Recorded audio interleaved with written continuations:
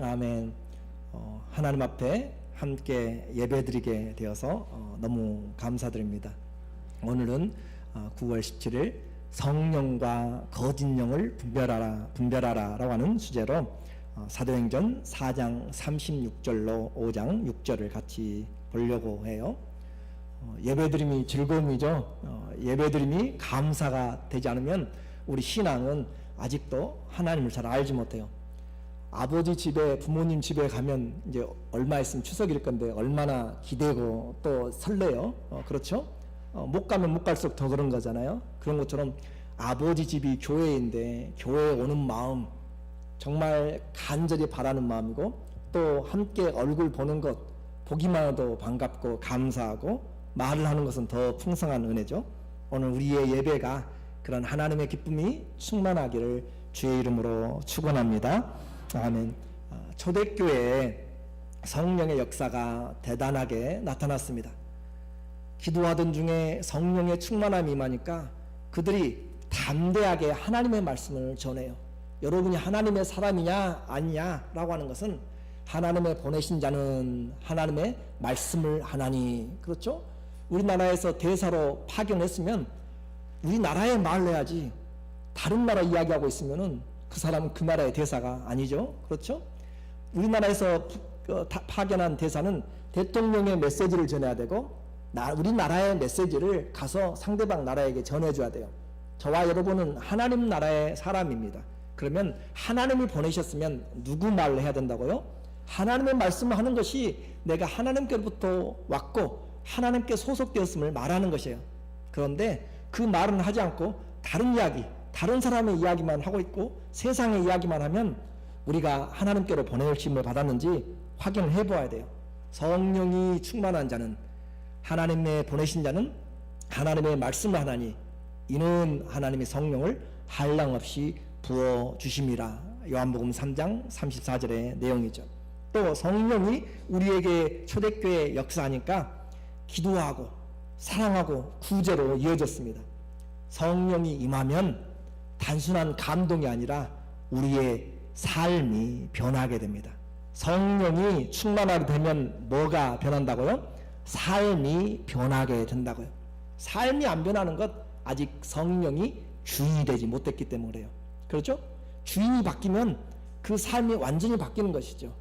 그래서 성령이 주권을 잡고 성령이 내 안에 주인으로 그렇게 자리하면 안 바뀌려고 해도 안 바뀔 수가 없는 것이에요. 우리의 소속이 바꿔졌기 때문에 그렇습니다. 그러니까 성령은 우리의 삶의 주인이 되기 원하지 그냥 입술의 주인이 되기를 원치 않습니다. 우리의 모든 말과 우리 생각과 뜻과 우리의 행동이 다 주님에게 붙잡히마 될 때, 그때 주님의 의로운 도구가 되는 것이죠. 성령의 충만은 우리의 삶을 바꾼다고 했습니다. 어떻게 바꿨어요? 전도하기를 부끄러워하던 사람들, 그리고 권세자들에게 벌벌 떨면서 두려워하던 자들이 가서 담대히 하나님의 말씀을 전하는 것이에요. 담대히 하나님의 말씀을 전하고 하나님 앞에서 사람 말을 듣는 것이 옳은지 하나님 말씀을 듣는 것이 옳은지 판단하라 라고 이야기하면서 강하고 담대하게 말씀을 전하기 시작하는 거죠.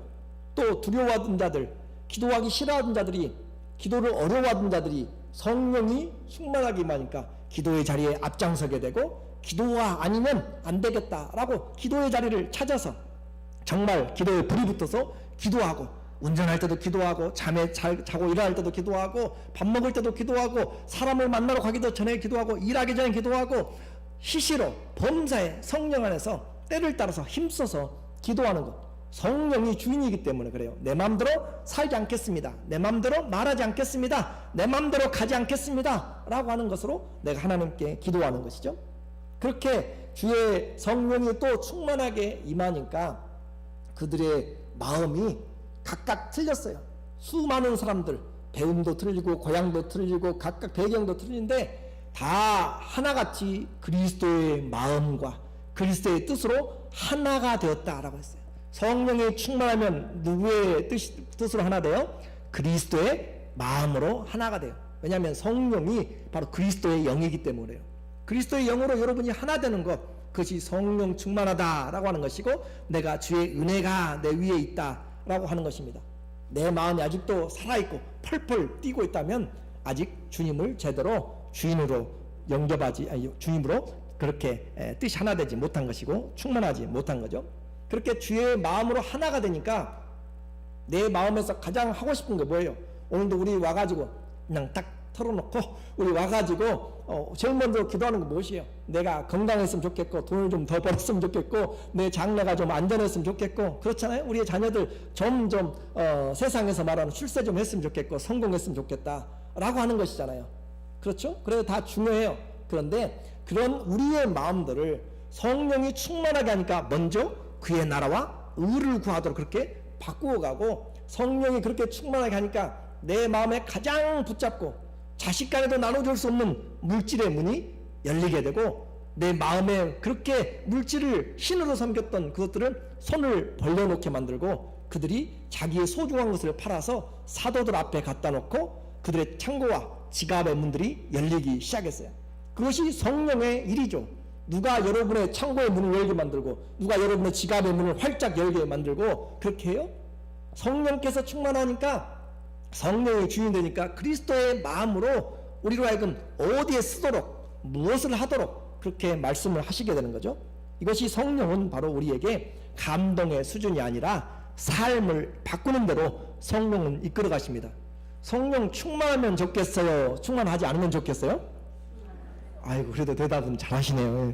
성령 충만하면 주님이 여러분을 바꿔나가시는데 그래도 좋겠다고 생각하시니까 얼마나 감사해요. 그런 성령 충만 안 받겠다고 생각하면 힘들잖아요. 여러분 다 하나님의 자녀들이라 주께서 여러분에게 입술을 열어서 전도하게 하시고 무릎을 꿇어서 기도하게 만드시고 여러분의 마음을 넓혀서 사람들을 섬기고 봉사하도록 그렇게 물질의 은혜까지도 줄 줄로 믿습니다. 하나님이 이와 같이 우리의 삶을 바꾸시는데, 부자 청년이 왔어요. 관원입니다.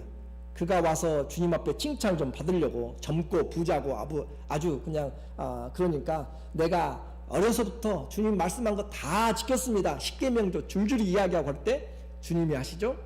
네가 잘했다. 근데 한 가지 부족한 것이 있으니 네 재산을 팔아서 가난한 자들에게 주고 나를 따르라. 그러면 내 보화가 하늘에 있으리라 라고 이야기하니까 청년이 재물이 힘이 많아서 근심하면서 가더라 라고 그렇게 이야기를 했어요. 예수님 안 만났으면 자랑하고 살 것인데 나 이렇게 하는 사람이다 라고, 나 신앙생활 이렇게 십계명도 지키고 관원도 되었고 예수 믿고 잘 출세한 사람이다 라고 그렇게 간증도 하고 그럴 판인데, 예수님에게 정확하게 걸려서 예수님의 말씀 안에서 부담이 돼가지고 근심하면서 갑니다. 똑같은 부자였어요. 성령이 그에게 임하고 예수님이 그 안에 들어와서 주인이 되니까 그의 마음이 바꿔졌죠. 누가복음 19장 8절에 보니까 삭개오라고 하는 부자예요. 세리장입니다. 삭개오가 가서 주께 여짜오되 주여 보시옵소서, 내 소유의 절반을 가난한 자들에게 주겠사오며 만일 누구의 것을 속여 빼앗은 일이 있으면 4배나 갚겠나이다. 예수님이 그 안에 들어오니까 그의 마음이 움켜잡고 어떻게 해서든지 내 것으로 만들려고 했던 것들이 내려놓게 되고, 주님이 무엇을 원하시는가 라고 하는, 주님이 원하는 대로 시키지도 않았어요. 주님이 그 안에 들어오니까, 주님이 주인이 되니까 주님을 기쁘게 하고 싶어서 주님 앞에서 내 소유의 절반을, 예수님 지금 아무 말도 안 했다니까요. 아무 말도 안 했어요. 그런데 그가 예수님 내가 네 집에 머물러야겠다 라고 그렇게 예수님이 그 말씀 하시니까 아주 마음이 열려서 그리스도에게, 주님은 나를 아시구나, 내가 지금 키도 작고 사람들에게 멸시를 당하고 예수님 한번 보려고 뽕나무에 올라가 있는 아무도 거들떠 보지 않는 나에게 주님이 발걸음이 멈춰섰고 그 주님이 내게 내 집에 오늘 유하겠다라고 하는 그의 마음, 이제까지 쌓여왔던 사람들은 알아주지 않는 그 마음을 주님이 알고 계심을 알 때 그는 주님이 주인이 된 것을 고백한 거죠. 그래서 그의 모든 것을 주님 앞에 내려놓게 되죠.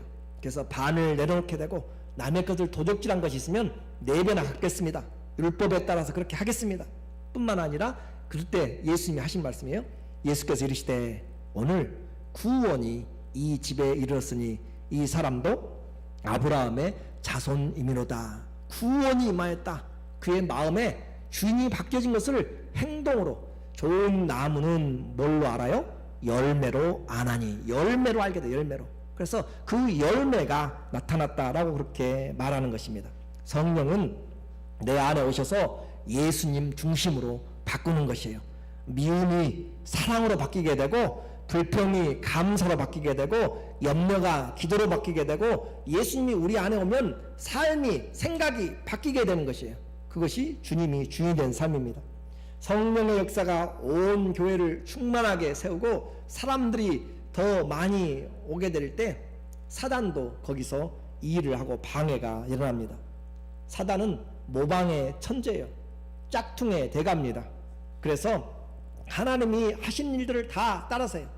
하나님이 제사 받는 것을 좋아하시니까 이방인들 우상 앞에서 제사 지내죠. 그래서 제사 지내는 걸 통하여서 하나님의 그것들을 모방하고 따라가는 것이죠.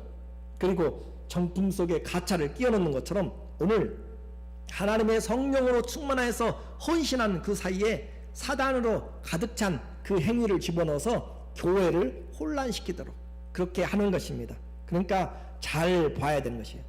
성령이 충만함으로 그리스도의 마음으로 궁핍한 자들, 가난한 자들을 도우려고 재산을 나누고 집을 판 사람도 있고 땅을 판 사람도 있습니다.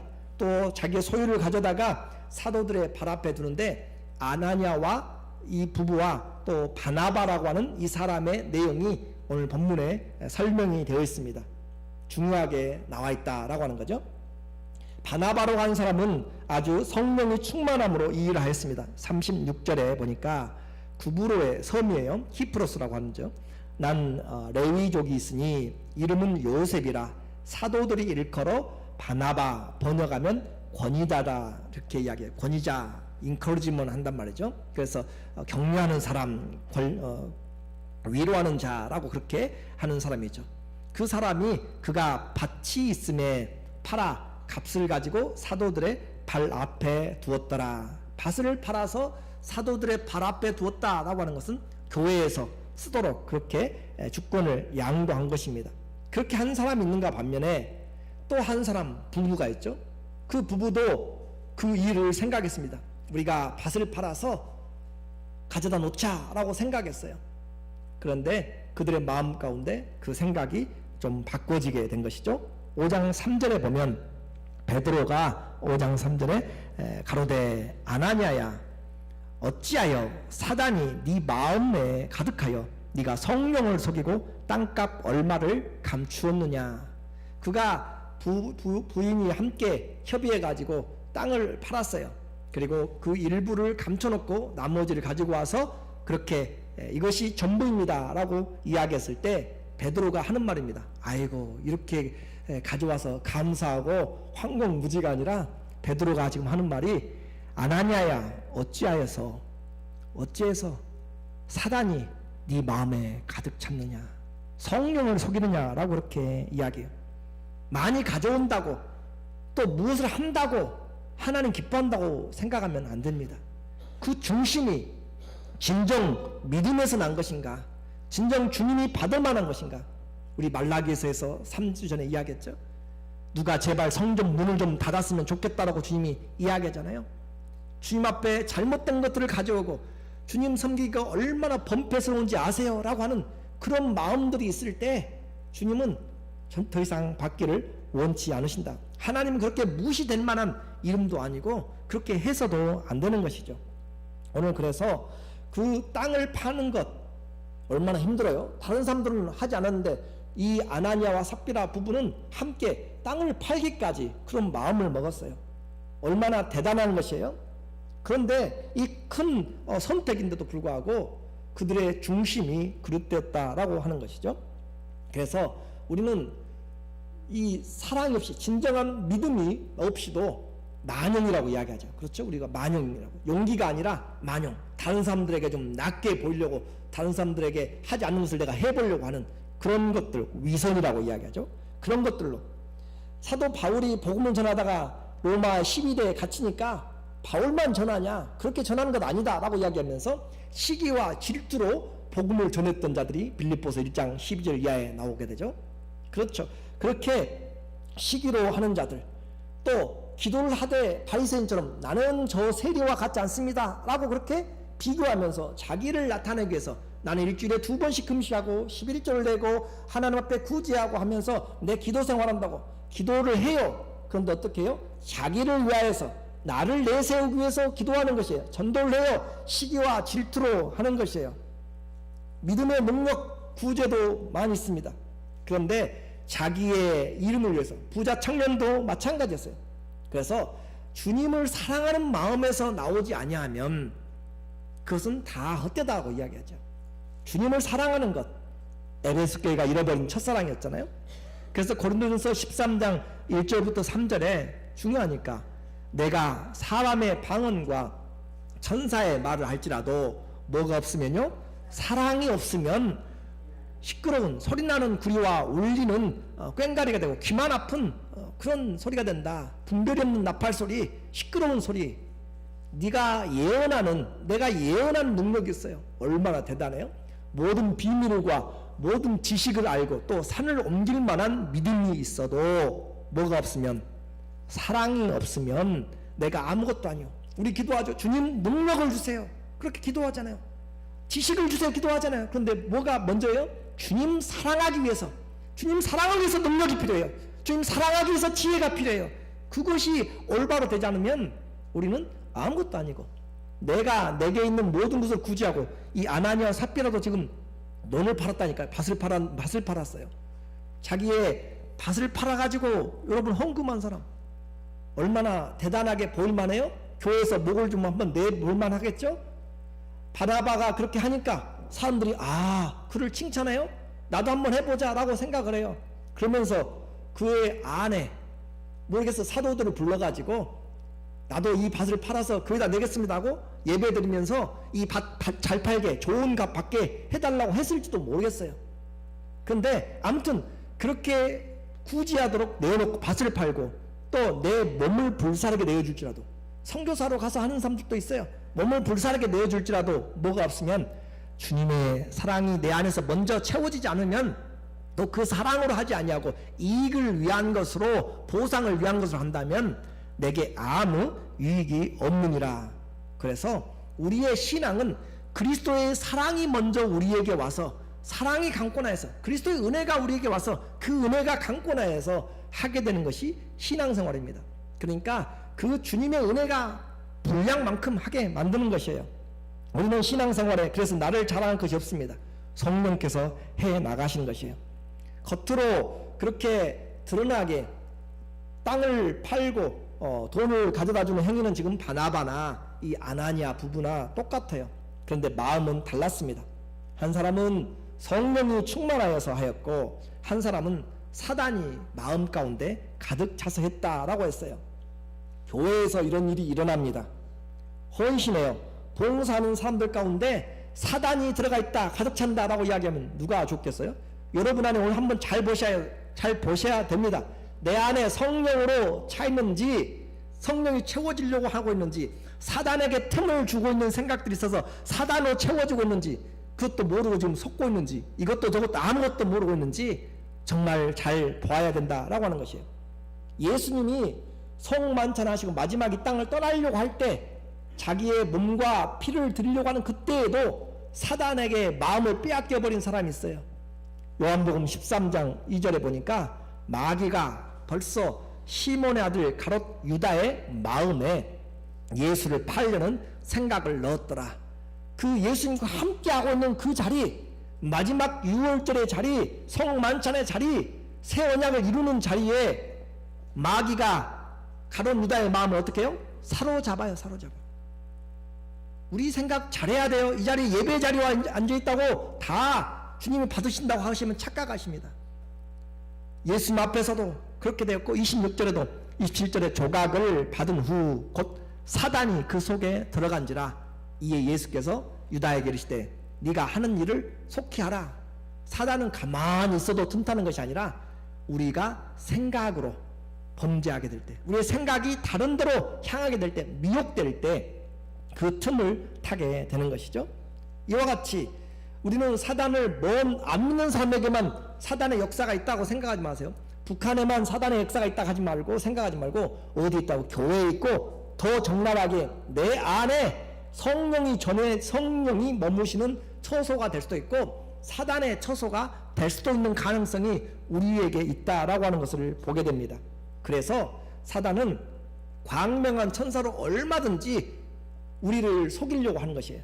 고린도후서 11장 14절에 보니까 이것은 이상한 일이 아니라 보통 일이다 이 말이에요. 사단도 자기를 광명한 천사로 가정하느니, 그러니까 천사를 봤네, 무엇을 봤네 라고 그렇게 그런 것들을 넘어가지 말고 우리는 뭘 보자고요? 말씀을 보자고요. 말씀이 분별력이고 말씀이 진리고 말씀에서 벗어나면 안 되는 것이에요. 천하 무엇을 봐고 심지어 예수님을 봤다고 해도 성경에서 기록하지 않은 예수 그리스도의 모습은 광명, 예수님이 새벽별로 가니까 이 사단도 광명한 새벽별로 그렇게 나타나는 것이다. 그래서 예수님이 어린 양이니까 계시로 가면 사단도 새끼 양으로 둔갑해서 나타나는 것이에요. 잘 보셔. 성경이 얼마나 우리에게 예수 삼위일체 하나님을 모방하여서 나타나고 있는지 계시록 계속 가면은 설명하겠지만 사단은 짝퉁에 돼가고 하나님을 모방하는 자라고 했죠. 모방의 천재라고 이야기를 했습니다. 우리의 예배의 자리, 감사의 자리죠. 기쁨의 자리입니다. 기도의 자리고 심지어는 설교하는 자리에까지 성령의 충만함 대신에 사단이 우리 가운데 차서 심지어 그렇게 말씀을 전할 수도 있어요. 그러니까 우리의 씨름은 혈과 육에 보이는 것이 아니라 보이지 않는 영적인 전쟁을 하는 것이고 하나님 앞에서 무릎 꿇고 해야 되고 하나님의 말씀을 전하도록 우리가 모여서 모일 때마다 성령이 주관하시도록 진리 안에서 하자고 그렇게 하는 것들은 그냥 습관적으로 하는 것이 아니라 순간순간이 다 우리의 삶에 중요하기 때문에 그러는 것이에요. 겉으로는 아름답게 보이고 선하게 보이고 존경받는 사람일지 모르지만 그 안에는 회칠한 것으로 겉에 회를 하얗게 칠해놓으니까 속에는 썩어도 전혀 알지를 못합니다. 무덤에 그 속에 겉에는 하얗게 칠해놓으니까 무덤이 예쁘게 보일지 몰라요. 그런데 그 속에는 썩은 것이 가득하다라고 하는 것과 같은 거죠. 그런데 주님은 그 마음을 아세요. 주님은 아시고 또 심지어 자신도 알아요. 내가 하나님 앞에 정직하게 하고 있는가 아니면 내 사리 사욕을 내 욕심을 위해서 내가 하고 있는지 누구나 안다고요? 여러분도 어느 정도는 다 아세요. 성령님도 아세요. 그래서 우리는 예배 드릴 때 그냥 와서 가만히 있으면 안 되는 것이고 주님의 생각으로 성령과 진리 안에서 자꾸 기도하면서 그분을 의지해야 돼요. 우리의 모든 봉사도 마찬가지예요. 내 마음으로 하는 것이 아니라 내 생각으로 하는 것이 아니에요. 누구의 생각으로요? 주님의 마음과 주님의 생각으로 하지 않으면 내가 해놓고 알아주지 않으니까 시험 든다니까요. 그 일이 비일비재하잖아요. 또 꼭 보면은 시험 든 사람은 시험에 자주 넘어져요. 그렇죠? 그 비결인 거예요. 그게 약점이에요. 그래서 넘어진 사람은 계속 넘어져요. 결코 진리에 이르지 못한다. 디도서 3장에서 아주 바울이 딱 대놓고 이야기하잖아요. 모세를 대적했던 얌내와 얌분의 같이 그들은 대적해서 진리의 지식에 마침내 이르지 못한다. 오는 시험은 찾아다니면서 다 시험 들고 있는 사람들은 그런 사람들은 안 돼요. 여러분은 어떠세요? 여러분은 시험이 잘 드는 스타일이세요? 성격상 시험에 잘 드세요? 아니면은 어떤 시험이 와도 그냥 무던하게 그냥 성장은 잘 안 되지만 그래도 꾸준하게 그냥 잘 지나가고 계세요? 여러분에게 시험이 자주 든 것은 사단에게 그만큼 답이 되었고 노출이 되었다는 사실이에요. 그러므로 우리의 봉사도 내 마음대로 하는 것이 아니라 성령이 주시는 마음, 주의 주시는 생각으로 하는 것이 그것이 생명의 길이고 그것이 평안입니다. 로마서 8장 6절에 5절 6절에 육신을 따라 육신의 마음 육신의 마음을 따르는 자는 육신의 일을 생각해요. 영을 따르는 자는 영의 일을 생각해요. 육신의 생각은 뭐예요? 사망이에요. 내 생각을 한번 해볼까? 이렇게 하면 주님이 기뻐하시겠지? 그럴지 몰라요. 그러나 철저하게 여러분의 그 생각도 다시 기도하세요. 주님, 내 생각은 이런데요. 주님은 어떻게 생각하세요? 주님 앞에 다시 기도하시라고요. 그래서 성령의 생각이 나를 붙잡을 때, 주님이 내 안에 기쁨으로 말씀하실 때, 주님이 나를 인도하실 때, 그렇게 하면 내가 한 것이에요? 성령이 한 것이에요? 성령이 한 것이죠. 성령이 한 것은 내가 한 것이 아니기 때문에 내 수고도 아니고 주님의 은혜입니다. 자랑할 것이 없어요. 성령의 생각은 생명과 평안이라. 이것이 신앙생활에 중요합니다. 가장 중요한 이런 부분들을 사단이 포장을 한다니까요. 사단이 포장해서 거짓 영으로 그렇게 신앙생활을 포장해가지고 들어오니까. 그러니까 공산당이 빨간 색깔 입고 다니는 것이 아니라고요. 아시죠? 도깨비처럼 뿔 있는 것이 아니에요.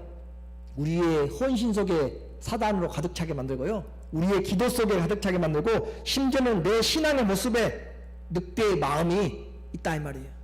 그러니까 나를 잘 주님 앞에서 보면서 주님 내가 드린 예배가 정말로 주님 받으시기에 합당합니까?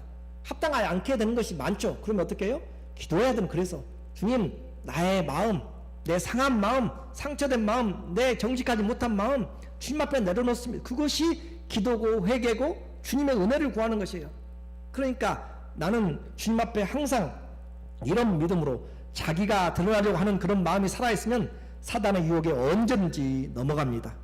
사람은 이제 여기까지 들으면은 아이고 이 땅 팔고 괜히 초조금 돼서 죽었네 라고 생각하고 약삭 바른 사람들은 생각해 머릿속에 벌써 나는 차라리 집도 안 팔고 땅도 안 팔아서 땅도 안 파니까 나는 잘했다 그렇게 생각하는 사람이 있어요. 나는 아예 아이고 앞으로도 이 땅 팔고 집 팔고 아예 안 하겠다라고 마음에 생각하는 사람은 그것도 사단에 완전히 사로잡힌 사람이에요. 성경을 지금 그만큼 잘 오해를 하고 있다 이 말이에요. 사단에게 사로잡히니까 지금 아이고 봉사 잘못하다가 아주 죽겠구나라고 생각하는 사람은 내가 성령에 이끌려서 잘해야 되겠다라고 생각하는 사람이 돼야지 사단이 두려워가지고 기법하고 백업하고 물러가가지고 아이고 나는 이것저것도 안 하겠다라고 하는 것은 주님을 한번 정확히 물어볼게요. 주님을 사랑하는데 그리고 그 주님이 나를 위해서 아들까지 내어주셨는데 내가 그것을 정확하게만 안다면 아무것도 못하고 나는 아무것도 안 하고 내 생각대로 그렇게 그냥 살아가겠어요? 그렇지 않잖아요. 하나님의 중심을 우리의 보십니다. 우리의 중심을 하나님이 보세요. 팔고 안 팔고 하는 것보다 지금 하나님 앞에서 내가 주님을 속이고 있느냐, 주님을 속이지 않느냐, 주님 앞에 진실하느냐, 그렇지 않느냐, 그걸 지금 주님이 보신다라고 하는 겁니다. 네가 나를 사랑함으로 하느냐. 예수님이 연복의 앞에 앉아 계시면서 두 랩돈 하는 사람, 지금으로 말하면 아마 500원인지 모르겠어요. 투 쿼런지 모르겠어요. 그 정도 헌금한 사람을 주님이 가장 많이 했다라고 하잖아요. 양의 많고 적음을 보는 것이 아니라 주님을 얼마나 의지하고 얼마나 사랑하느냐, 그 부분을 지금 이야기하는 것이잖아요.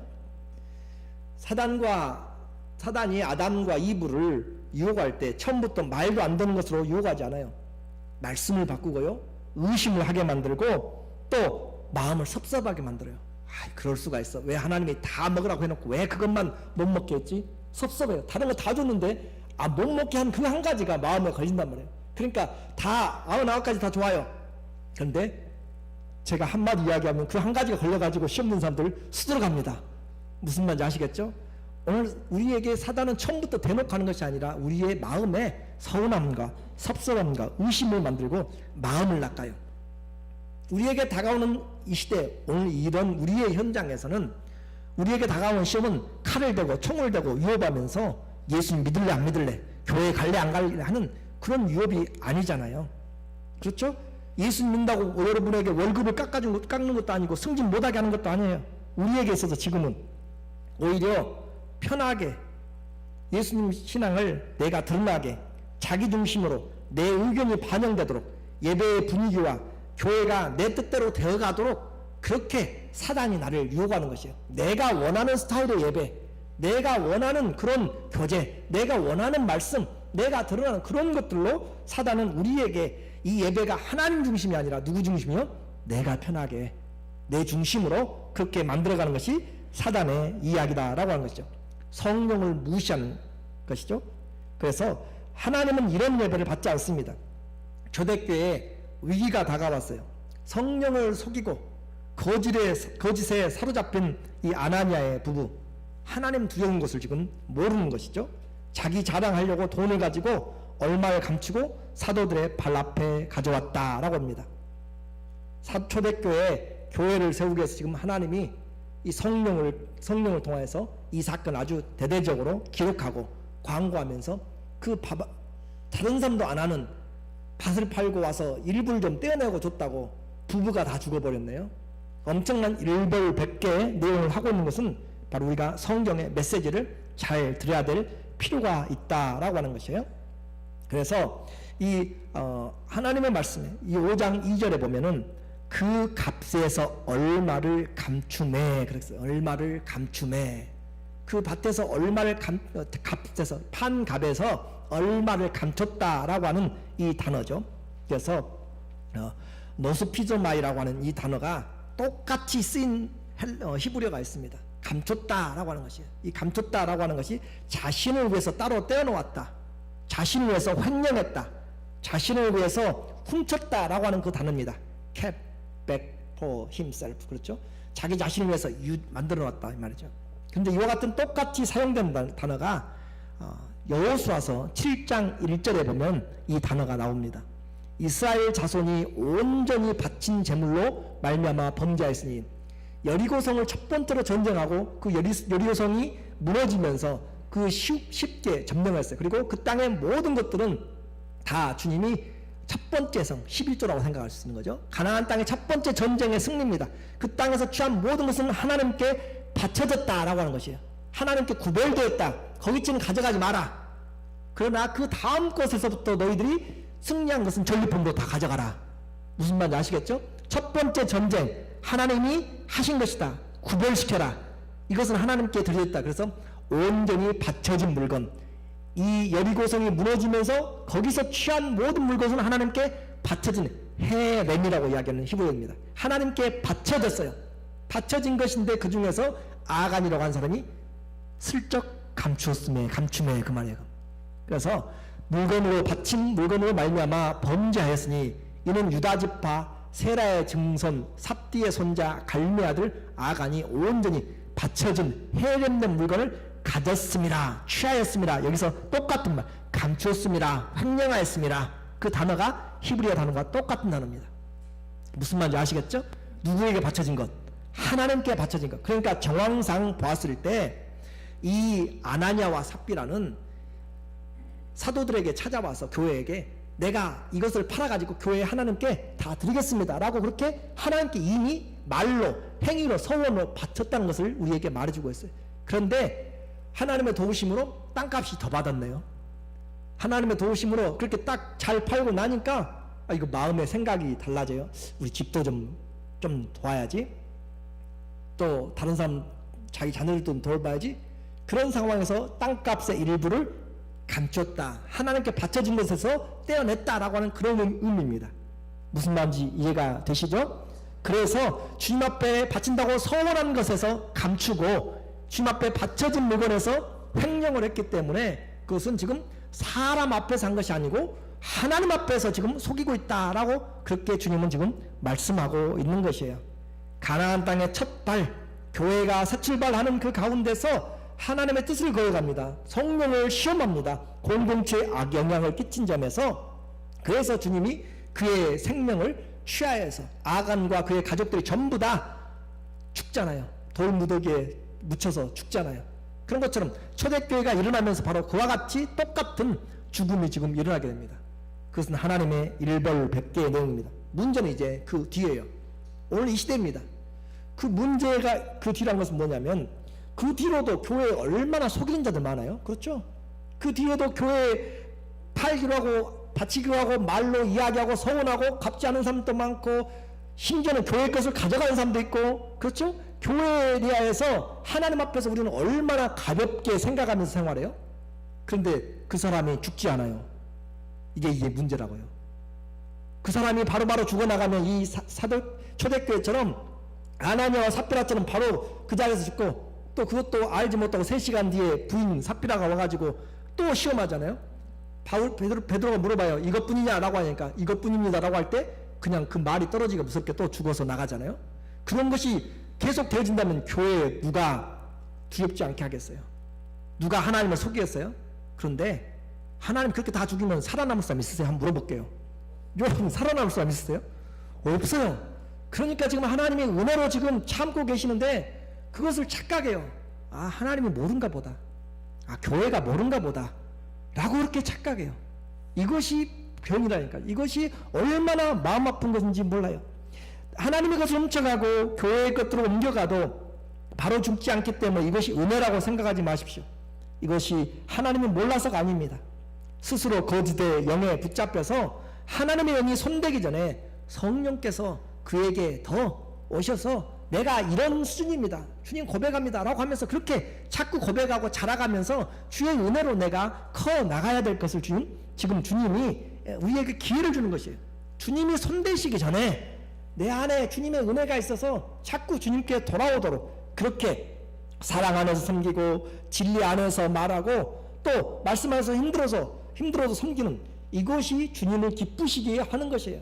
주님이 손대기 시작하면 아무도 살아남을 자가 없습니다. 교회 시대에 죄에 대해서 즉결 심판을 하지 않는 것은 않는 것 같지만은 그것은 쌓이고 있는 것이에요. 우리 속에 쌓이는 것입니다. 점점 하나님에게서 그 사람은 멀어져 가고 하나님을 두려움이 없어요. 거짓말해도요, 대놓고 거짓말해도 전혀 얼굴도 붉히지 않고 습관처럼 이야기하고 전혀 거기에 대해서 하나님 두려움이 없고 그렇게 살아가요. 그 사람은 스스로 하나님 앞에서 양심이 화인 맞은 그런 것으로 되어가고 있는, 얼마나 불쌍한 영혼인지 알 수가 없습니다.